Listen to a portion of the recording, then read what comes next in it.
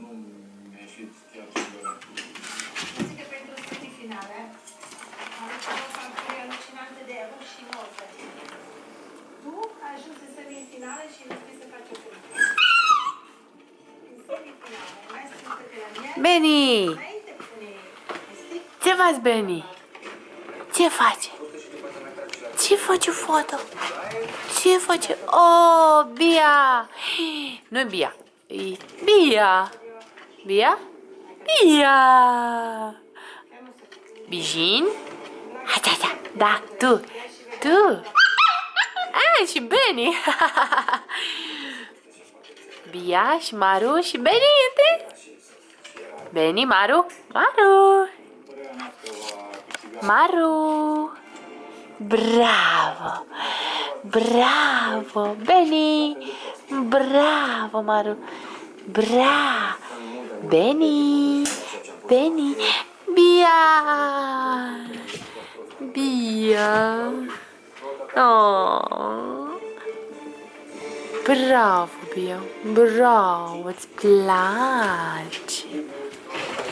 O, da. Benny. Baby. Ăsta e Benny.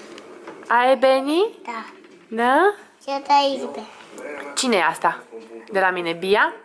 Bia. Bia? Bravo. Au! Bijin. Doi băieți de nota 10. Doi băieți adunați la un loc, formăm nota 10. Maru. Maru.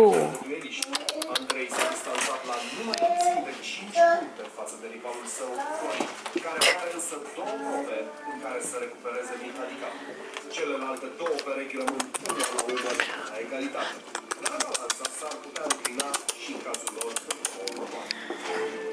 Mergem mai departe cu cea de-a doua etapă din semifinala Masterchef. În această probă veți avea ocazia să vă învățați de rețetele din trecitul culinar. Bijin. Benny.